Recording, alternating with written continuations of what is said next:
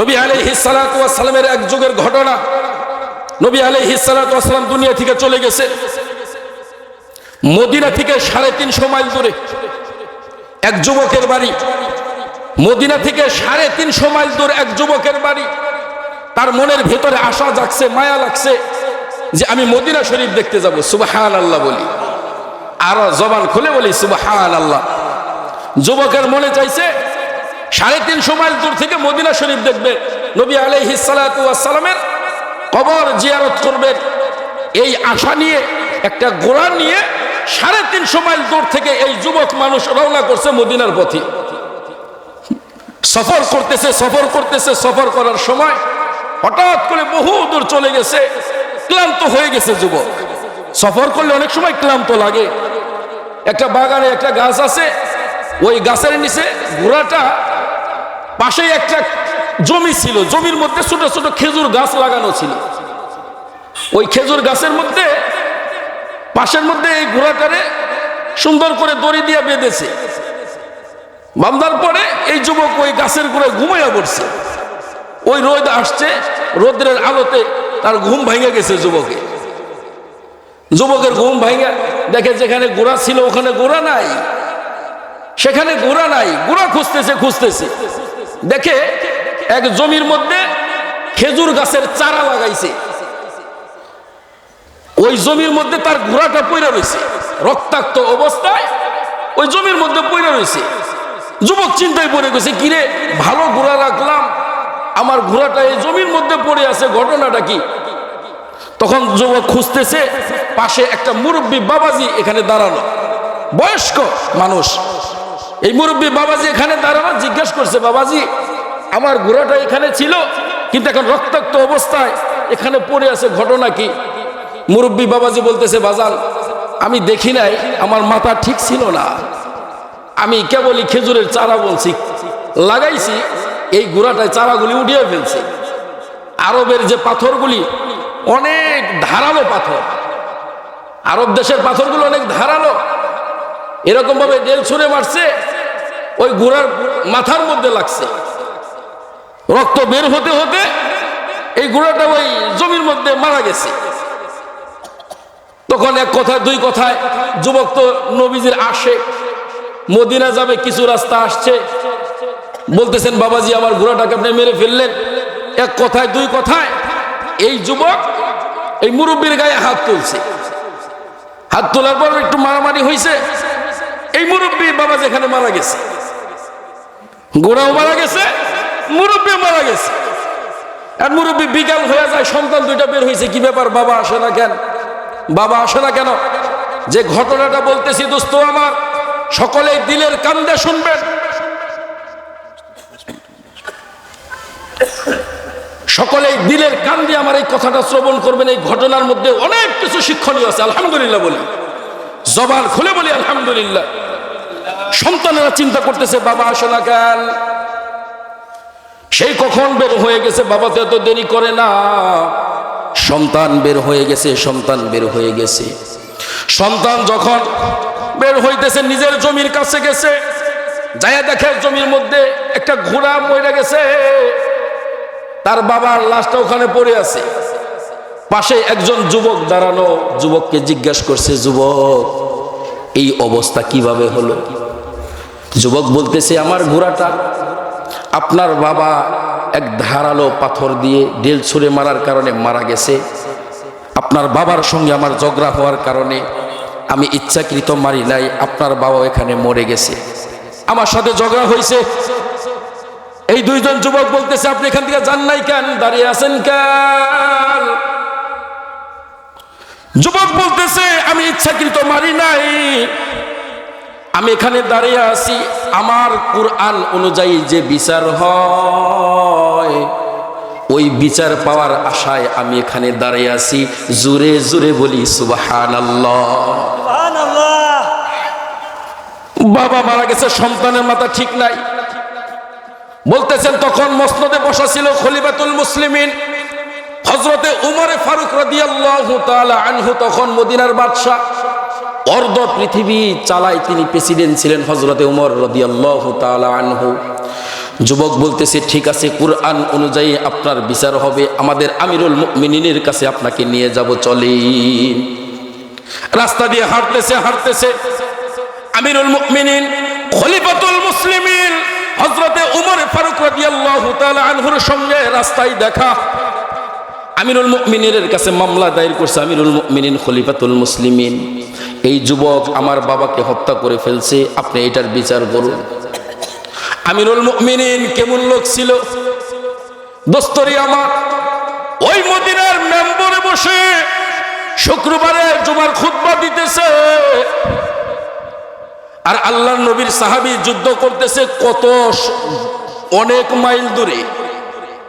সেখান থেকে বলতেছে ইয়া সারিয়া আল জাবাল, ইয়া সারিয়া আল জাবাল, অর্থাৎ সারিয়া রে, পাহাড়ের পিছনের দিকে লক্ষ্য করো, শত্রুরা যদি তোমাদের আক্রমণ করে এই যুদ্ধের মধ্যে কিন্তু তোমরা বিজয় অর্জন করতে পারবা না। কোথায় মদিনা আর কোথায় শত মাইল দূরে। আমিরুল মুমিনিন মসজিদে নববীর মেম্বরে থেকে দাঁড়িয়ে বলতেছে সারিয়া পাহাড়ের দিকে তাকাও। ওই যুদ্ধের সেনাপতি ছিলেন সারিয়া রাদিয়াল্লাহু তাআলা আনহু। আমিরুল মুমিনিনের ডাক শুনে পাহাড়ের দিকে ঘুরি, যুদ্ধ করে আল্লাহ রাব্বুল আলামিন সাহাবায়ে কেরামকে বিজয় দান করছি। জবান খুলে বলি সুবহানাল্লাহ। মুসলমান বন্ধুরি আমার, এই সারিয়া যখন যুদ্ধ করে যখন মদিনায় আসছে, আল্লাহর নবীর সাহাবীরা সারিয়াকে জিজ্ঞাসা করতেছে, সারিয়া তুমি তো যুদ্ধের ময়দানে গেছো, আমিরুল মুমিনিন খুতবা দেওয়ার সময় আপনাকে ডাকছি, আপনি কি ডাক শুনতে পেরেছেন? সঙ্গে সঙ্গে সারিয়া বলতেছে, ও আল্লাহর নবীর সাহাবী রে,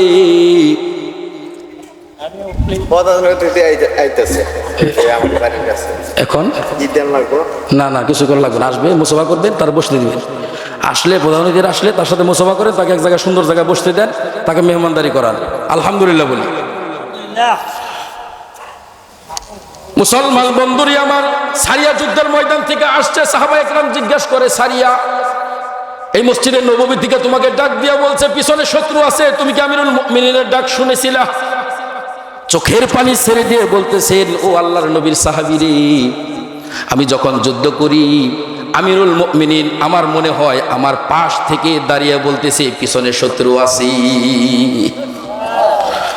আমিরুল মুমিনিন খলিফাতুল মুসলিমিন, আল্লাহ রাব্বুল আলামিন তাকে এমন পাওয়ার দিয়েছিল, নবী আলাইহিস সালাতু ওয়াস সালাম বলেন আমার পরে যদি কেউ নবী হতো সেই নবী হতো উমর। সুবহানাল্লাহ। সেই উমরের কাছে দুই সন্তান মামলা দায়ের করছে, আমিরুল মুমিনিন আমার বাবার খুনের মামলা আপনার কাছে দিলাম, আপনি এটার বিচার কুরআন অনুযায়ী করে দেন। মুসলমান বন্ধুরে আমার, যখন আমিরুল মুমিনিন খলিফাতুল মুসলিমিন বিচার করতেছে, এই যুবককে জিজ্ঞাসা করছে, যুবক তার বাবাকে তুমি হত্যা করেছো, মারছো কেন?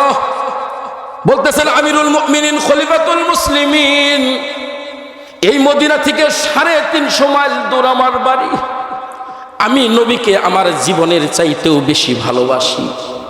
আমিরুল মুমিনিন খলিফাতুল মুসলিমিন, আমার নবীর জন্য আমি এই জানটা দিব, কুরআনের জন্য, দ্বীনের জন্য, নবীজির আদর্শের জন্য আমার এই দিলটা জানটা দিয়ে দিব, আমার কোনো সমস্যা হবে না। মুসলমান বন্ধুরে আমার, আমিরুল মুমিনিন খলিফাতুল মুসলিমিন জিজ্ঞেস করতেছে, তুমি তার বাবাকে মারছো কেন, কি হয়েছে? কয় আমিরুল মুমিনিন আমি ইচ্ছাকৃত মারি নাই। কয় তুমি পালাও নাই কেন? কয় আমিরুল মুমিনিন আমি যদি ইচ্ছা করতাম তাহলে পলায়ন করতে পারতাম, আমি চলে যাইতে পারতাম, কিন্তু আল্লাহ রব্বুল আলামিন হাসরের ময়দানে যেদিন বিচার করবি, ওই বিচারের দিন আমার ওই হাসরের ময়দানে সন্ত্রাসী এবং মিথ্যুক ডাকাতের দলে আমার দাঁড়াতে হবে। আমি সেটা চাই না। দুনিয়ার মধ্যে যদি আমার কল্লা দিতে হয় দিব, এই দুনিয়ায় যদি আমার জান দিতে হয় আমি জান দিব। হাসরের ময়দানে যেন আমার আল্লাহ রাব্বুল আলামিন এই বিচারের উসিলায় আমাকে জান্নাত নসিব করে। আল্লাহ রাব্বুল আলামিনের ভয় যুবকের ভিতরে ছিল, এই কোরআনের ভয় ছিল, একজন ইমানদার মুমিন ছিল। আমিরুল মুমিনিন বিচার করতেছে, বিচার করার পর কোরআনের আইনে বিচার, কতলের বদলায় কতল। একজন মানুষকে হত্যা করে ফেলছে, কোরআনের আইনে তাকে হত্যা করে ফেলো। আমিরুল মুমিনিন রায় ঘোষণা করছে, যুবকের মৃত্যুদণ্ড দিয়ে দিছে। যুবক আমিরুল মুমিনিন খলিফাতুল মুসলিমিনকে বলতেছেন, আমিরুল মুমিনিন খলিফাতুল মুসলিমিন আমাকে কয়েকদিন আপনি সময় দেন। কয় সময় দিয়ে তুমি কি করবা? কয় আমার বাড়ি অনেক দূরে, আমার মা আছে, আমার বাবা আছে, আমার মা আছে, আমার বাবা আছে। আমার মা এবং বাবার কাছ থেকে আমি বিদায় নিয়ে আসব, এবং আমার কাছে এক ইহুদি এক বাজারের দোকান থেকে আমি কিছু সদাই ক্রয় করেছিলাম, কিছু মাল ক্রয় করেছিলাম। এই ইহুদি আমার কাছে কিছু টাকা পাবে, এই টাকাটা আমার পরিশোধ করতে হবে। যদি আমি টাকা পরিশোধ না করি, আমি একজন ইমানদার মুমিন, আমি আল্লাহকে বিশ্বাস করি, ওই জান্নাত জাহান্নামকে আমি বিশ্বাস করি। যদি আমি মারা যাই, ওই ইহুদির দোকানের টাকা যদি আমি পরিশোধ না করি, তাহলে ইহুদি সারা জীবন মরার আগ পর্যন্ত আমার বিশ্ব নবী সহ বিশ্ব নবীর উম্মতদেরকে গালিগালাজ পারবি। আমিরুল মুমিনিন খলিফাতুল মুসলিমিন চিন্তা করেন একজন যুবকের কি চিন্তাধারা। ও যুব সমাজ, ও যুব সমাজ, আজকে দুনিয়ার মধ্যে ইমানদার মুমিন হওয়া জরুরি। ওই জাহান্নামকে ভয় করতে হবে। ওই জাহান্নাম আছে, জান্নাত আছে। এই দুনিয়ার মধ্যে সুদ, ঘুষ, জিনা, ব্যভিচার, অন্যায়, অত্যাচার সব কিছু থাকবে। এত কিছু থাকার পরেও এই দুনিয়ায় আমার ইমানদার মুমিন হিসাবে আমার বাঁচতে হবে, যেন আমি ওই কবরের সামানা গুছাইয়া নিয়ে যাইতে পারি। কবরের মধ্যে যখন মুনকার নাকির আমাকে প্রশ্ন করবে, ওমান নাবিয়্যুকা, নবীর আদর্শ দিয়ে যেন আমি পরিচয় দিতে পারি। আমিরুল মুমিনিন খলিফাতুল মুসলিমিনকে বলতেছেন, আমাকে কয়েকদিনের সময় দেন, এক সপ্তাহের সময় দেন আমাকে। আমি আসবো, আসার পর আমার কল্লা নিয়ে আপনি তার বাবার প্রতিশোধ আপনি নিয়ে নিন। আমিরুল মুমিনিন কোনো অসুবিধা নাই।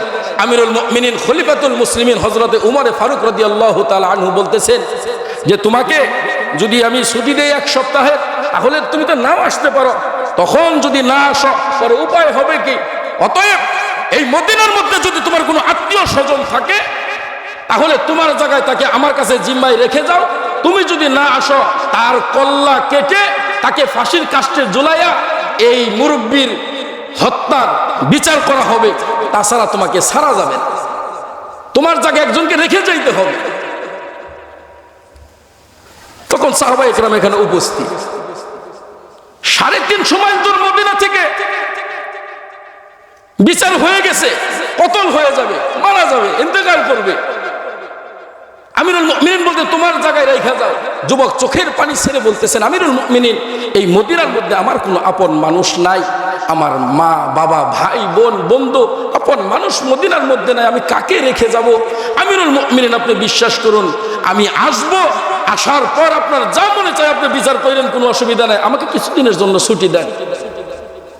আমিরুল মুমিনিন খলিফাতুল মুসলিমিন বলতেছে, তোমাকে আমি দিব, কিন্তু যদি না আসো, তাহলে কোরআনের আইনে বিচার, পরে কি হবে? যখন এই দৃশ্যটা দেখছে, তখন আল্লাহর নবীর একজন দরদের সাহাবী হযরতে আবু যর গিফারি রাদিয়াল্লাহু তাআলা আনহু হাত উঁচু করছে, আমিরুল মুমিনিন খলিফাতুল মুসলিমিন, আমি আমার এই ভাইয়ের জায়গায় আপনার কাছে জিম্মাদার হিসাবে আমি এখানে থাকলাম। আমার ভাই যদি না আসে, আমি আমার ভাইয়ের জন্য আমার কল্লা দিয়ে দিব, আমি আমার ভাইয়ের জন্য আমি জীবন দিয়ে দিব। আমার ভাইকে আপনি ছুটি দেন, সে ইহুদির টাকা পরিশোধ করবে, মায়ের কাছ থেকে বিদায় নিবে, বাবার কাছ থেকে বিদায় নিবে। যদি না আসে, আমার কল্লা নিয়ে এর বাবার প্রতিশোধ আপনি নিয়ে নিয়েন। সুবহানাল্লাহ।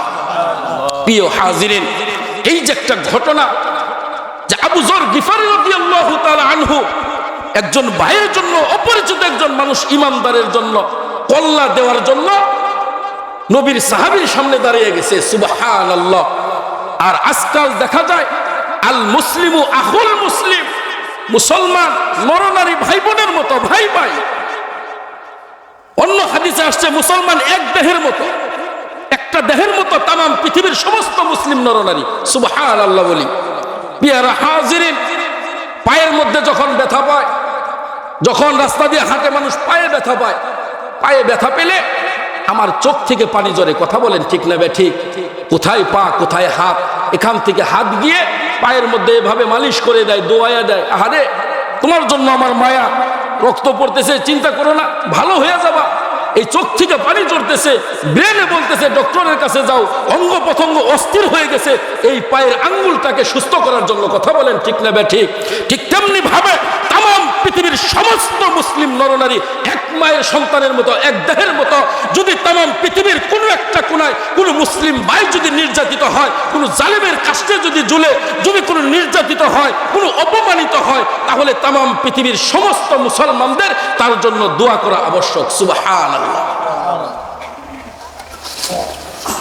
আবু যর গিফারী রাদিয়াল্লাহু তাআলা আনহু জিম্মাদার হিসাবে থেকে গেলেন। কেমন মানুষ ছিলেন আবু যর? নবী আলাইহিস সালাতু ওয়াস সালাম মসজিদের নববীর মধ্যে বসা।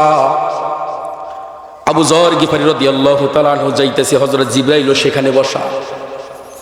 জিবরাইল বলতেছে, নবী গো, ওই যে কে যাইতেছে, চাদর মরু দিয়ে মাথা ডেকে কে যাইতেছে, আপনি চিনেননি? নবী আলাইহিস সালাতু ওয়াস সালাম বলেন, আমি তো চিনতেছি না। তুমি চিননি? কয়, নবী গো চিনি, এটা হলো আপনার দরদের সাহাবী, জীবনে কোনোদিন ঘর করে নাই, বাড়ি করে নাই, দুনিয়ার সমস্ত সুখ শান্তি ত্যাগ করছে, শুধু আপনাকে ভালোবেসে, আপনাকে মহব্বত করে, কুরআনকে মহব্বত করি। কয়, ইয়া রাসূলুল্লাহ, ইয়া হাবিবাল্লাহ, এই আবু যর গিফারীর সঙ্গে আল্লাহ রাব্বুল আলামিন আসমানের সমস্ত ফেরেশতা, জমিনের সমস্ত ফেরেশতার সঙ্গে স্বয়ং আল্লাহ রাব্বুল আলামিন পরিচয় করিয়ে দিয়েছে। আবু যর গিফারী রাদিয়াল্লাহু তাআলা আনহুর কেমন আমল ছিলেন? কয়েকটি আমলের মধ্যে একটা আমল ছিলেন, দোস্ত, মাহফিলের মধ্যে আসছেন, কিছু কথা নিয়ে যাবেন।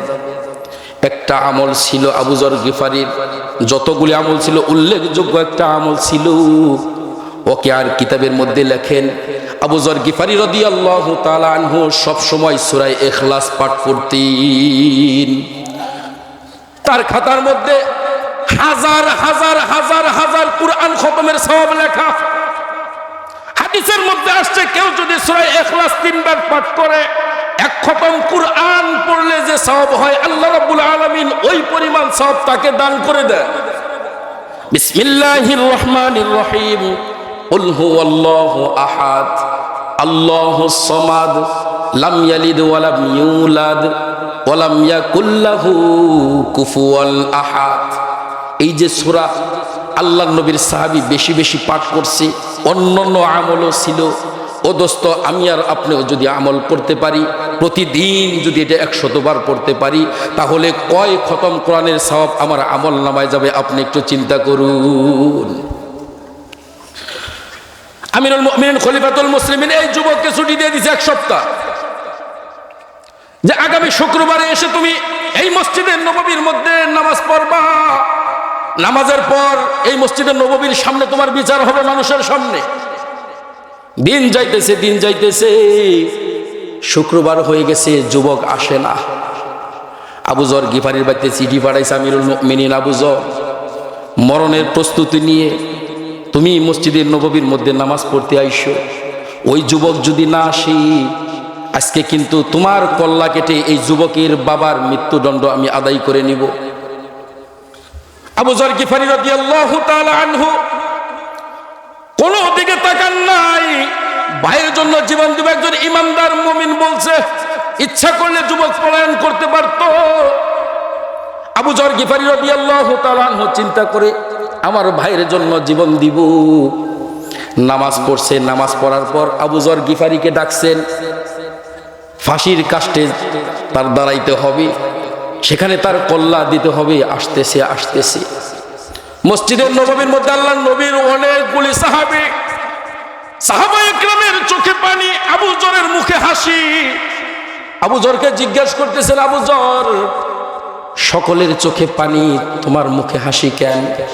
কয়, আমি একজন মুসলমান ভাইয়ের জন্য আমার জীবন দিতে পারবো, এর চাইতে আর সুন্দর কাজ কি হতে পারি? জল্লাদকে হুকুম করে দিয়েছেন, আমিরুল মুমিনিন, তোমার বিচার তুমি সম্পন্ন করো।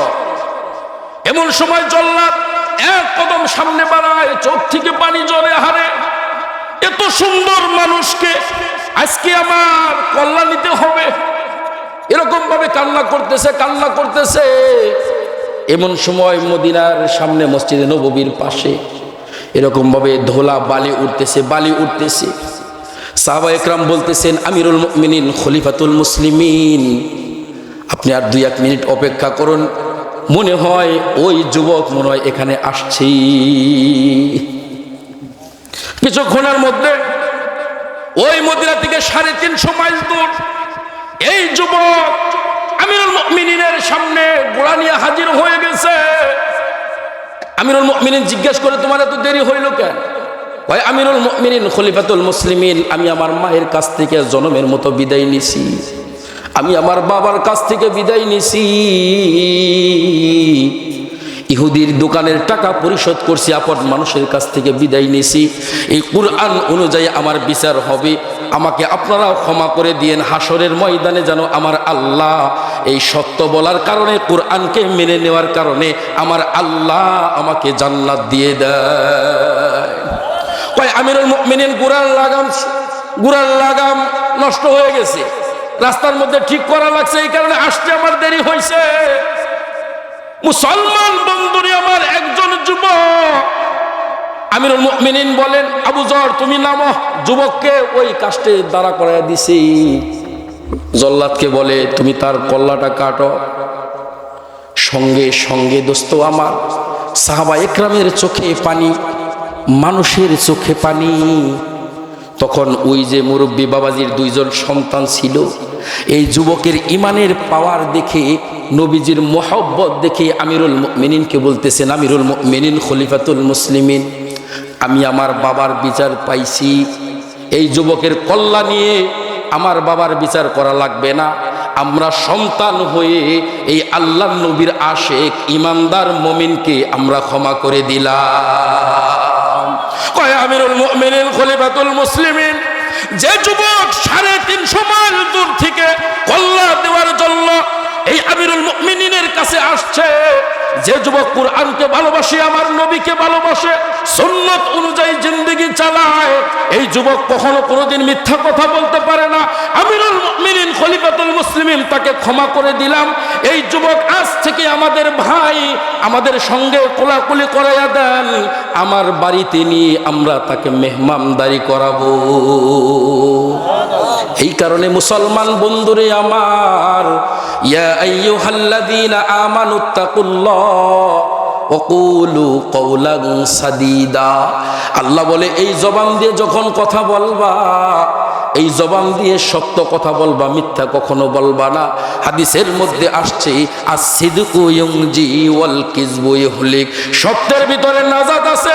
এই যুবক পলায়ন করতে পারতো, পালাইতে পারতো, কিন্তু যুবক চিন্তা করছে, আজকে যদি আমি পালাই, এই হায়াতে জিন্দেগি আমার একদিন শেষ হয়ে যাবে, ওই হাসরের ময়দানে আমার খুনির খাতায় দাঁড়াইতে হবে, ওই হাসরের ময়দানে আমার সন্ত্রাসীদের খাতায় দাঁড়াইতে হবে। এই ইমানদার মুমিন হিসাবে আমি আল্লাহর কাছে পরিচয় দিতে পারবো না।